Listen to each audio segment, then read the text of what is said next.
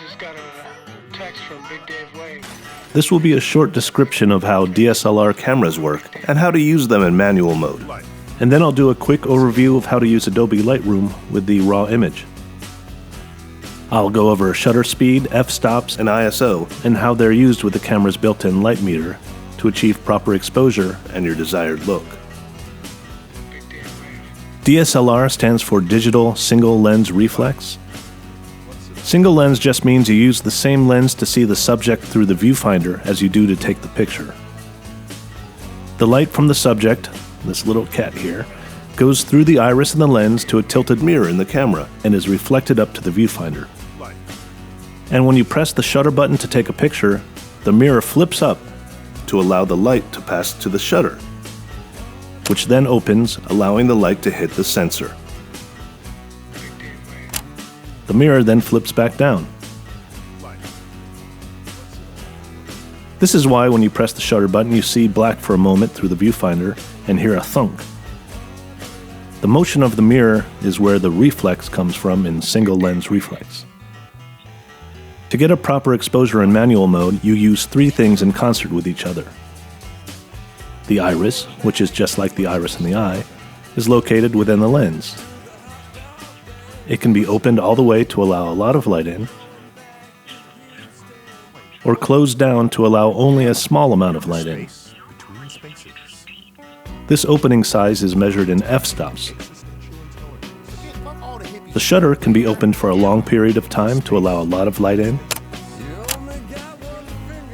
or for a very short time to allow a very small amount of light in. This is called shutter speed. And finally, the ISO sets the camera's sensitivity to light. A large ISO makes the camera very sensitive to light, and a small ISO makes it less sensitive to light. The smaller the ISO, the less noise is introduced to the image. The way the camera works is, when you're looking through the viewfinder, the iris is opened all the way so you have enough light to see what you're looking at and to get a good focus. And when you press the shutter button, the iris closes down to where you've set it, then opens back up again. For this reason, the photo you take might not look exactly like you see it through the viewfinder. This has something to do with depth of field, which I'll explain in a moment. You should see a light meter similar to this in the camera's viewfinder.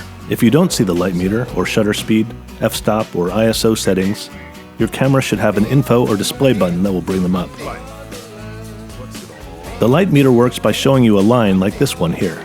If the line's in the middle, you have correct exposure. If it's to the left, the image will be underexposed, and to the right, overexposed. The goal is to set the ISO, f-stop, and shutter speed to get this line in the middle. The first thing you should do is determine what ISO to use. You always want to use the lowest ISO you can for the situation, so the picture will have as little noise as possible.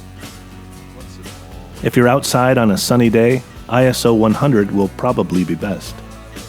I say probably because there are some circumstances this won't work, which I'll go over. If it's getting dark out or you're inside, you might need an ISO of 400, 800, or even 1600. Very dark situations will require even higher ISOs, but you'll start to really notice noise in the picture at those settings. I'm going to go over some situations using this photo. Actually, this is a couple different pictures I took that I've combined for this example. Let's assume you're outside and it's not extremely bright out and you've chosen an ISO of 200. The next thing you need to do is choose a shutter speed and f-stop. There are a couple ways of doing this. The first is choosing the shutter speed first, then dialing in the f-stop until the bar on the light meter is centered. The shutter speed is usually represented as 1 over a number. So 1/60th means 1/60th of a second. 1/200th means 1/200th of a second, and so on. You can also have shutter speeds of 1 second or higher. Shorter shutter speeds let in less light, and longer shutter speeds let in more light. So a shutter speed of 1/30th will let in exactly twice as much light as a shutter speed of 1/60th. There are a couple things to keep in mind when choosing a shutter speed. One is how much motion is in the image you're capturing. If there's a lot of motion, you'll need a higher shutter speed to freeze the action. This might be 1/100th, or maybe even 1/6000th of a second if you're photographing something moving really fast. Or you might want the subject to show motion blur. In that case, you'd choose a slower shutter speed, maybe 1/30th of a second, or 1/8th of a second. The other thing to keep in mind when choosing a shutter speed is how much camera shake there'll be if you're holding the camera by hand. You'll need a fast enough speed to compensate for the little shaking introduced by your body. The more you're zoomed into a subject, the more these little movements are magnified, so you'll need a faster shutter speed for a longer lens than for a wider angle lens. The general rule is 1 over the lens's focal length. So if you're zoomed in with your lens to 200 millimeters, you should have at least a shutter speed of 1/200th of a second. If your lens has image stabilization, you can probably get away with a slower shutter speed than the rule, and some people can remain more still than others. You might get a good sharp image at 1/100th of a second with a 200 millimeter lens. You'll just have to do some experimenting. So now you have your ISO set and you've chosen a shutter speed. Now you just dial in the f-stop until the bar on the light meter is in the middle, and you'll have the proper exposure.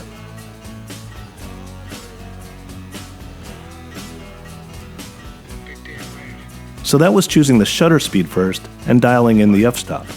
The other method is to choose the f-stop first and dial in the shutter speed. The f-stop number represents how large the hole, also called the aperture, in the iris is. The smaller the f-stop number, the larger the aperture. And the larger the f-stop number, the smaller the aperture. A lens will typically have f-stops from f2, a very large opening, to f32, a very small opening. And different lenses will have different f-stop ranges. So here's an f-stop of 5.6 and an f-stop of 8. These two numbers represent what is called a full stop difference. And that means f5.6 will let in twice as much light as f8.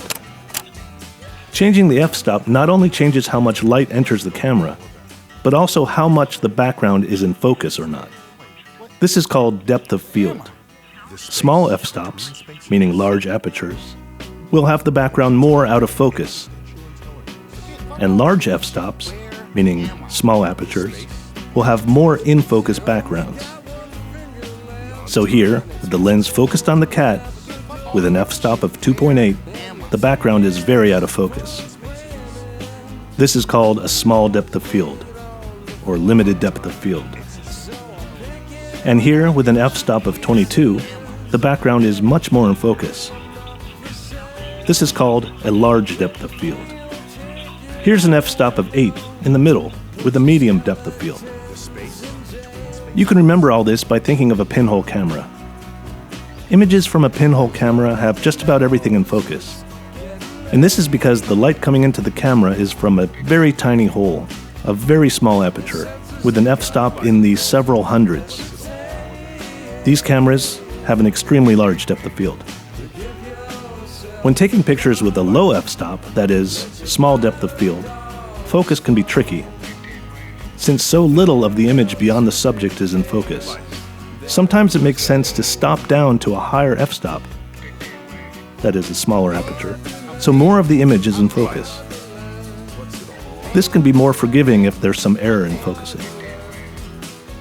So, when choosing an f-stop, you have to decide if you want the subject in focus with the background very out of focus, or if you want to see everything in the photo clearly. And you should think about how tricky it might be to focus on the subject. Once you choose the f-stop, just dial in the shutter speed until the bar on the light meter is in the middle.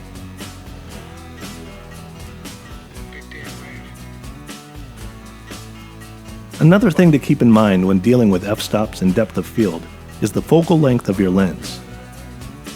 A longer lens will allow you to achieve a smaller depth of field than a shorter lens. So with the lens at 200 millimeters, you might be able to get the background out of focus like this with an f-stop of 5.6. But if you were using a wider lens, say 50 millimeters, the background might only become this out of focus at f5.6, and you need to open up to a wider aperture to achieve the same amount of blur on the background. So you can see the relationship between shutter speed and f-stop. Here we have a shutter speed of 1/200th and an f-stop of f5.6 for correct exposure. If I change the shutter speed to 1/100th, meaning the shutter is open for twice as long, twice as much light getting in, the image will be overexposed. I can fix this by changing the aperture from f5.6 to f8, a smaller hole and a one-stop difference, meaning half as much light coming in. And once again, the image is properly exposed. But you don't need to know all the math involved. You just need to either set your f-stop and dial in the shutter speed, or set the shutter speed and dial in the f-stop. In some cases, you might have to change the ISO to get the effect you're looking for. Let's say you want to use a fast shutter speed to capture something moving quickly, and you also want a medium depth of field so the background is not completely out of focus, and you have some forgiveness in focusing. Here, the shutter speed is set to 1/2000th of a second. This lets very little light in since the shutter is open for such a short period. So you'd have to open up the aperture all the way to even start to get enough light in for a good exposure. But here, even open all the way to f2, there's still not enough light. Now is when you change the ISO. You can experiment by choosing different ISOs until you get the right exposure with this shutter speed. So I've changed the ISO to 1600, and now I can set the f-stop to where I'd like it to be at f5.6. You can bracket your exposure by first getting the correct exposure on the light meter and taking a photo. Then underexpose by going to a faster shutter speed and take the photo. And then go to yet a faster shutter speed and take another photo. Then put the camera back to the correct exposure once again and overexpose by going to a slower shutter speed and taking a photo. Then go to yet a slower shutter speed and take the photo. Now you have 5 images. 1 perfectly exposed according to the light meter, and 2 photos that are underexposed by different amounts, and 2 photos that are overexposed by different amounts. These 5 photos can now be used to make a high dynamic range photo, or HDR. One thing you should do is make sure your camera is recording RAW images along with JPEGs. The RAW image has a lot more information than the JPEG and can be manipulated a lot more. And so in the next section, I'm going to go over using Adobe Lightroom using the RAW image.